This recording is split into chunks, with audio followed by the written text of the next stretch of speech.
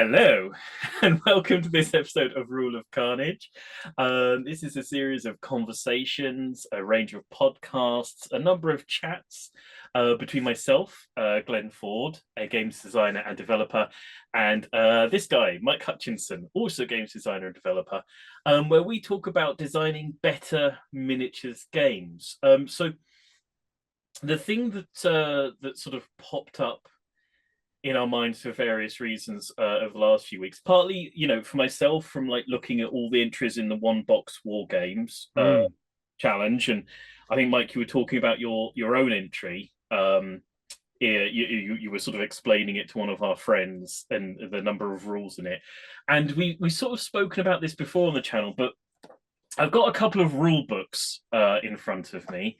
Mm. This is the rule book for God of Battles, which is a fine and chunky tome coming in at I think I just said 270 odd pages. This is the rule book for Holding On, the Troubled Life of Billy Kerr, which clocks in at a mightiest 10 pages. And Holding On is a fairly complex sort of board game. It's not the most complex but certainly, you know, that is no kind of a comparison between sort of the number of rules that minis, wargamers, whatever you want to call us, are willing to accept and put up with, versus the amount of rules that board gamers would be expected to wade through before getting to the good stuff and actually playing the game. Um, Mm. and so we're sort of thinking a little bit about how many rules is the right number of rules. Why do we accept these whacking big books? We even sort of to a degree sometimes demand them. It's like if you get a minis wargaming rule book and it isn't at least sort of a good chunky sized hardback, you feel sometimes a little bit ripped off. Yeah, whether that's a good thing, whether that's helpful for designs, whether that's helpful for games, and whether it's something to hold yourself to. I think for myself, more and more, if a game is a 2, 4, 10 page thing, and gets put up as a PDF somewhere, and that's what it needs to be, and anything more than that is unnecessary. I'm fine with it being a sort of 10 page thing, but are there pressures about, getting it to a point where you can physically release it, put it out into the world? Um, can a game get attention if it is a 1, 2, 3, 4 page thing that only ever exists for like 50p online digitally? Mm. What are your thoughts on these things, which what I have done today? Well, it's funny, isn't it? Because we sat down to play a new, relatively complicated sort of deck building game, and I was delighted because it had a very, very um, terse sort of summary of the rules, which just took up one page, which is obviously something that we aspire to in war game writing as well. But it was just really just really struck me how brief a complicated system can be communicated when a lot of that system is present in the other game components. Mm. And I think that's probably the first clue as to why in non-discrete hobby games where most of the stuff on the table is provided by the players, like why a lot of the complexity and wordage ends up in a rule book rather than, because that's the only part of the product that you're being given. I mean, to a degree, obviously, like classic, abstracted games of various types Mm. don't have any information, on the board. Rene Knizia has a whole bunch of games that are just a bunch of symbols and a board with a grid on Yeah, it. they might have numbers and that's about it. Yeah, maybe. One of the other games that we played when we were playing that deck building game is Onitama, which has a tiny slimline rule book, and it has some cards with like iconography on it, but no cards with words and explanations and further rules and intricacies. Like you might get, sure, in a deck builder, every card can have like a little paragraph of extra rules bump Mm. and say, when this does this, then do that, and as long as that's tight enough, it's not a problem. But but fundamentally, even yeah, I think even if you take out the various board games that have rules contained on their components, Hmm. there are plenty of them that do.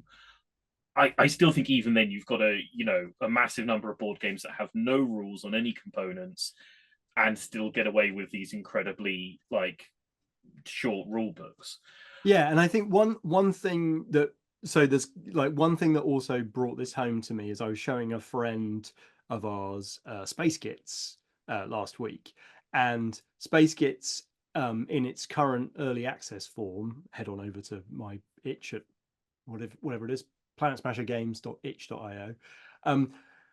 Space Kits is also got a very short rule book. There's not very many rules in that, and I think part of that is because much like, and I think you're absolutely right to bring up the one box war game challenge. Like much like all of the entries for the one box war game, like the scope of Space Kits is really tight. Like it doesn't have to deal with tanks and artillery and cavalry and infantry and every kind of terrain under the sun. Um, it's just like a sort of rubble strewn urban environment with one kind of model that interacts in sort of a very limited set of ways. But also I think uh this might be trumpet blowing, but I'll go ahead and toot my horn. Like I think the premise and the conceit of Space Kit is extremely tight, and because it's very, very tightly bounded, like it's trying to deliver a very specific experience, it's also not there to say, hey, you can gather anything you like and tell any story. It's not like an engine for an infinite number of miniature stories. It's like a little indie game that's trying to do this one thing. And so I've clipped out anything, I've clipped around the exact outline of the game that I want, and I haven't left in any other blumph. Um, and when I'm thinking about bigger, more wordy war game rule books that I own, often the extra words is providing extra flexibility. It's providing me with a toolkit of stuff that I can sort of opt in or out of depending on whether the story I'm trying to tell or the. Yeah, absolutely. I think like often the movement phase is one of those bits where rule books have to get quite wordy if they're trying to say you can have any piece of terrain from any random terrain collection Mm. and it will do things that feel like what you consider that terrain to be. Like as soon as you say all terrain is just a block, is just a an impassable block, and if you hit it you go bonk and stop, Right. you just chuck out so many pages from a rule book just by Yeah. doing that. And like particularly Space Gits, because it has that dexterity movement system where you roll the dice and then you move in a dead straight line towards that dice, the number it says on the dice. And if you bonk into something, you bonk You into stop. something. There's Yeah. no moving at a different rate through forests and climbing up ladders and jumping across gaps. And like Mm.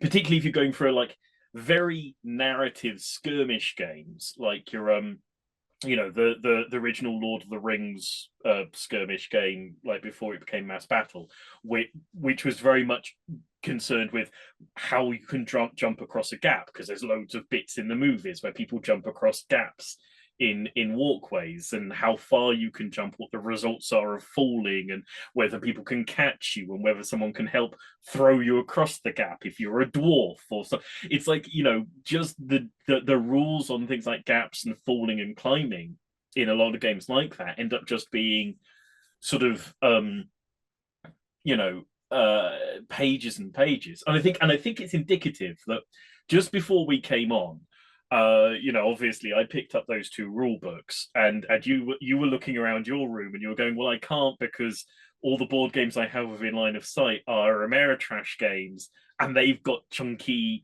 you know. Yeah, so the ones that I was scrabbling around on my shelf, there's Lobotomy 2 from Titan Forge, which is, it's not the most complicated game in the world, but it's still got 32 pages of rules. And 32 pages of rules is, you can make an argument. I will counter argue you, but you could make an argument. Well, that's about how long the rules for Warhammer 40,000 are these days, if you're looking at the core rules. I will, of course, argue that point because, my God, you cannot play Warhammer 40,000 with just those 32 pages or whatever it is of quick start rules, of core rules. Mm. But the other one is the Doom board game. Similarly, that's not only 32 pages long; it's also got a rules reference that goes along with it. So, there are places where these are games which have built in a lot of narrative flavor and a lot of like mechanical density in order to provide the Ameritrash experience of, well, can I pick up this barrel and throw it? Yes, of course, you can pick up the barrel and throw it. There's a picking up barrels and throwing it rule section. Yeah, absolutely. So I was thinking of Mansions of Madness, where there's a rule in there that you can like push bookcases across doors, when you've gone into rooms, and there are rules for if the room is on fire or it's not. And Yes, yes, sort of yes. Dr. Knizia does not allow for bookcases to be pushed. no, absolutely. And I found like a few times of playing Mansions of Madness, it's an incredibly difficult game to explain to somebody who doesn't know what to expect and hasn't read the rule book, because if I'm explaining a minis game to a minis game player, they just assume, well, I should be able to do all these things, climbing and jumping, etc., etc. And when I'm playing, describing like most board games to most board game players, they're like, well, there's going to be a set of very clean, discrete rules, and I'll be able to do one of like three or four things, and that will be shut down. Ameritrash games, for people who aren't familiar with Ameritrash games, are a really weird thing where like who explain the basics of the rules, and then someone's going around the mansion and they just not aware that you can push that bookcase because it's like a really weird sort of subsection sort of rule, and you need to be like an RPG player or a keen Ameritrash player to go like, oh wait, there's a token for the bookcase. It's physically movable. What can I do with the bookcase? What's is there something on rule page 44 subsection B of the inevitable Fantasy Flight games four rule books that both don't cross reference and don't have everything all in all at once. Um, I think it's I think it's absolutely true. Like I'm persistently annoyed by buying rule books and then pulling out how many pages of them are actually rules versus how many pages of them are just bump and additional stuff. Like Well, so let me introduce into this discussion perhaps like a useful distinction between system and content, because I think often between system and content in a boxed board game, the system, like a good board game designer is looking for an incredibly efficient system. Dr. Knizia is saying, can I give you three, maybe five rules and then provide a set of content that's going to interlock with that system in an interesting way? Now, he often doesn't then provide the sort of additional content that you would find in like an Ameritrash game. But even in an Ameritrash game, like something as simple as Last Night on Earth, which is like a flying frog zombie game, really simple system, but then it provides a lot of content with lots of decks of cards and different locations, and the locations are double-sided and there are different scenarios and all of that stuff, that content. I think that's very common to find. A lot of the rule book of a war game will be taken up with factions and scenarios, and so like when you look at system versus content, I think there is an expectation that when you drop 40 quid on a game, whether it's a role playing game, whether it's a tabletop game, sorry, a board game, whether it's a miniatures game, you're expecting a certain sort of heft of content.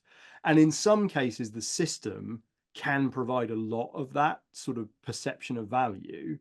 Um, but I think that I don't know whether it's maybe even like a slightly older school feeling where it's like, if my rule book isn't stuffed with system, then I've been shortchanged. Whereas I think having a lot of content is having a lot of options, and optionality is also, I think, one way that you kind of end up filling out the product, as it were, filling up the word count. And then I think perhaps the third part of that is much more, it's a value to different people by different amounts, and that's the lore, the fluff, like how much of that narrative stuff that is either important for you to trigger your kind of intrinsic enjoyment of the game, uh where like, yes, if I don't know what's going on with the blood angels and the dark angels, like I can't truly enjoy playing this army, versus, you know, someone who's like, I don't really care what color the armor is, like tell me why this is going to give me a different tactical experience, and I would bother playing one army versus the other, because that's, you know, that's what I'm interested in. So I think, yeah, system and content, and then the fluff, like these are different ingredients that can get mixed into the rule books kind of contents page, the weighting of those things. Yeah, absolutely. I do still think though that like you know, with Borders and Black Flags, you know, I'm planning on self-publishing this thing. I've been going in there trying to sort of keep it as terse and as tight as possible. Mm-hmm. Just so I want a low page count because I've got to sort of find the budget for the pages. And even with a movement system that is extremely simple, straight line, you know, where I've got complete control of all of the terrain because Mm. it has preset terrain for the game. Still, it's like, you know, a 40, 50 odd page rule book, you know, and that's without having masses of um factions and things of that nature. And I think I think another thing that's sort of indicative. Again, you were saying on the weekend that you were explaining a minis game to somebody who wasn't, or playing a sort of minis game or something with somebody who wasn't familiar with that sort of game, and you had read the rule book in like 2 minutes, and the things that stood out just spiked out to you because you were familiar with that sort of game, where they had to actually read and learn the rules, and so very little of it had like really stuck with them. And I think this is one of the things about Mirror's game specifically, is there's a huge amount of presumed information, and sometimes as designers I think we get a little bit casual about like, well, the movement rules can be like 10 pages long because no one really needs to read them. They all know Oh, how these I mean, rules line of work. sight is the absolute killer for this one. Like so Mm. many games that we examined as part of writing the fundamentals textbook, due out in November. So many like places that I was like, all right, let's go find out how this game does line of sight, and it just says like, check if the model can see the other model. How? Yeah. How do I do that? Oh, you're not going to tell me. And I was like, Yeah. this is insane. This rulebook must be insane. And then I checked like 12 other rulebooks, and they all just say, yeah, make sure the model can see the other one. How? How am I supposed to do that? You Like know. if I woke up today and was just like, I've never played a miniatures game. Should I play a miniatures game? It's like, okay, check the model can see the other way. How? Yes, no, absolutely. And also, like, often those games will then intend you to have 360-degree line of sight, so you're meant to Mm. assume the guy can just see out the back of his head from the model. And yeah, a lot of these things are just taken as read by a lot of games designers. I mean, yeah, I mean, in an attempt to sort of make some sort of conclusion for this conversation, I think minis games inherently require a lot of rules because of the inherent freedom that they give players. And I think it's interesting. You can go away from like abstract games that sometimes have like a single side of paper or a Yeah. pamphlet that's barely filled up, all the way through. And I think at the far end of this isn't minis games. I think at the far end of this is RPGs, which have like rule books of almost infinite length in many ways because they say just make up lots of stuff. And while minis games let you make up some stuff, they don't say no. You make up like 90% of it, and it will go on forever. And you know this is a toolbox to create. Yeah, I don't know. It's weird because like the RPG comparison is quite bright in my mind right now, because like the last couple of games I've played have been extremely efficient RPGs, but I read a really inefficient one recently which reminded me what those are like. And I think it comes down to like efficiency of purpose. Sorry, clarity of purpose, and then efficiency of execution of that purpose. Because like an example of an RPG that I've played recently is Cthulhu Dark, which basically has one rule, and it's really good at evoking the thing that it needs to do to have those stories happen. But it doesn't need any other rules because it doesn't let you do anything. Like it doesn't have any combat rules because it says if you try and fight a monster, you will die. That's how that works. Whereas I read another rule book recently, which I won't drag through the mud, but like it was like getting teleported back to the early 90s, and like every chapter was a new set of incredibly dense, pointlessly invented, unconnected to other rule systems, just like just like someone taking speed and just being like, let's make as many RPG rule systems as possible and put them in a single book. But at the same time, even those super terse, super efficient, RPGs that are like one rule and a couple of pages, they still then basically say to you, and now go and create essentially an infinite amount of story and content and etc etc. Mm. They still, if you, even with something like Cthulhu Dark, wrote down every, if you went for a session of playing it and then wanted to get somebody else to replicate the session you had played in any realistic way, you'd still have to give them a book, because you'd have to say, this is the story we did, and this is, what the NPCs did, and etc etc. And so I think minis games require sort of more of a basic level of explaining how you move a mini around the tabletop and things like that than maybe an RPG game. But to play any actual RPG, if you wanted to get somebody else to play the same session, you require just inherently more pages and more words. But I think that minis games are locked in requiring a number of rules. I think, particularly for first time designers, the persistent, repeated problem I see over and over is people putting in every rule they think should be in a skirmish game or a minis game, rather than rules that are relevant to the game that they are writing. Mm. I've said this before. I think like 3 bits of innovation in any given game is as many bits of innovation as you should try and get away with in any given game. You know, certainly in any given phase or section of a game. Much more than that, and you just start exhausting people as they try and do too many sort of weird and wonderful things.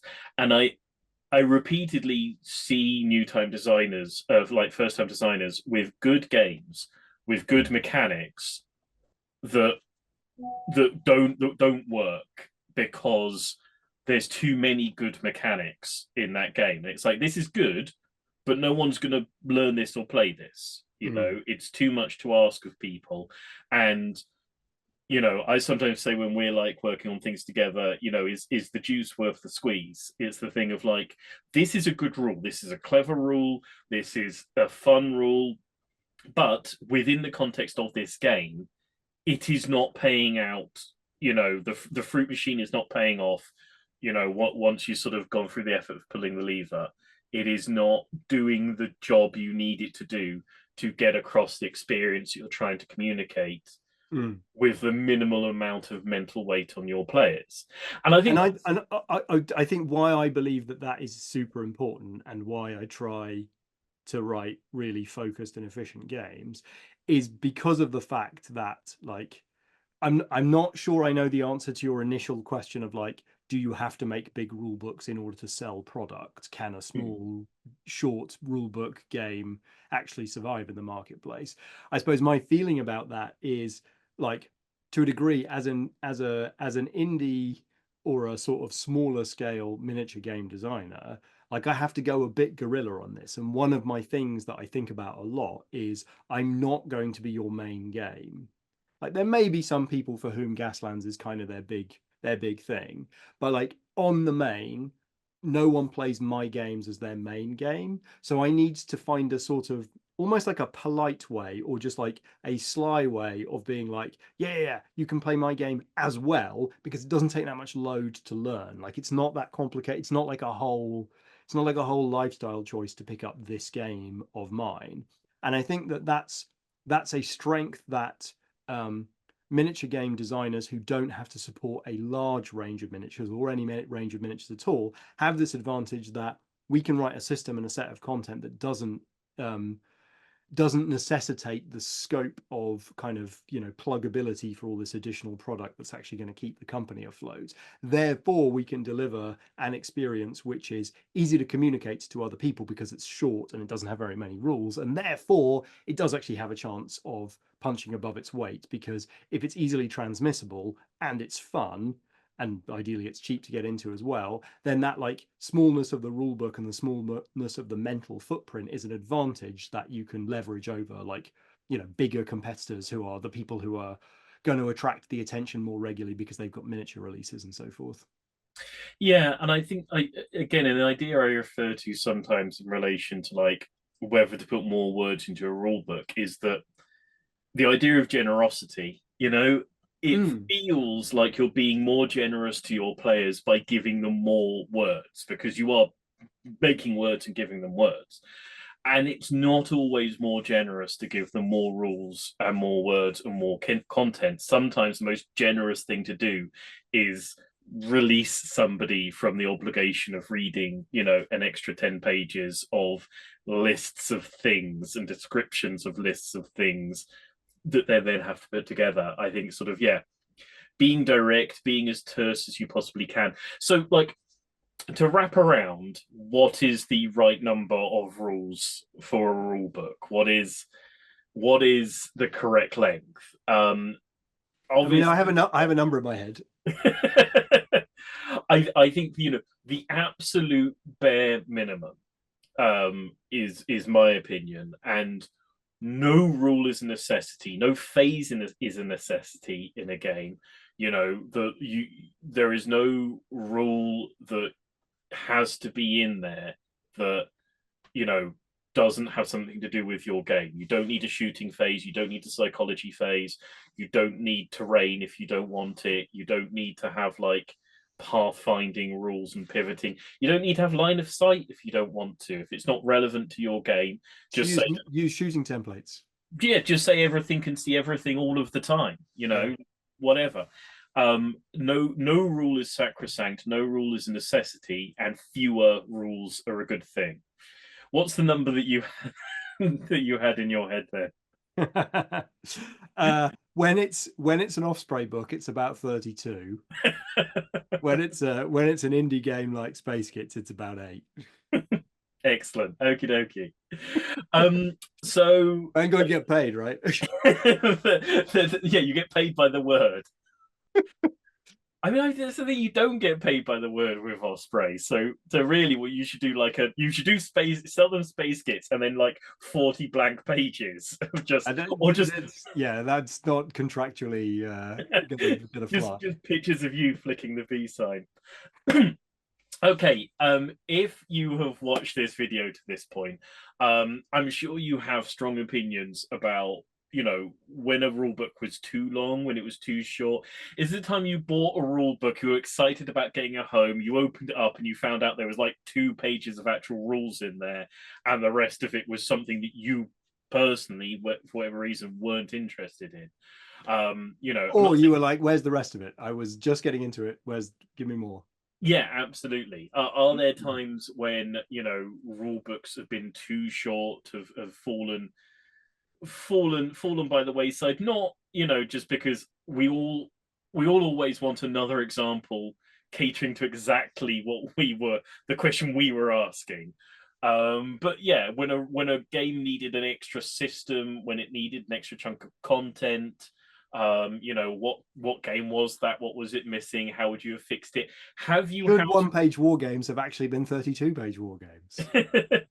you know when have you house ruled a game? Because one of the things about you know the length of rule books for minis games is you just house rule them. You can add stuff in. They often end up twice as long as when they started. I know that I my mean, old that's the GW pattern. Like, you know, we got our rule books, and then we got all of our like expansions and our Citadel journals and our like White Dwarf articles, and like, yeah, keep yeah, it piling up, pilot. yeah no if you actually stack up the paperwork you need to play some GW games. It's far more than you were ever sold in the first place. Anyway, say all these things and more down in the comments section. As you go towards the comment section, there's like and subscribe buttons. Smack them like they're naughty children. Um, don't smack your children. Why? What This is would a, I? this I was is a thinking new place that Glenn's gone in no, this I app. was thinking spanking bottoms in a sort of cartoony way, and it got away. So you were like really trying to avoid the whole Marquis de Sade thing. Yeah, no, I In know, your and head. I suddenly went, well, I was brought up in the Yes. late 70s. It was Smack those buttons like it's 1981.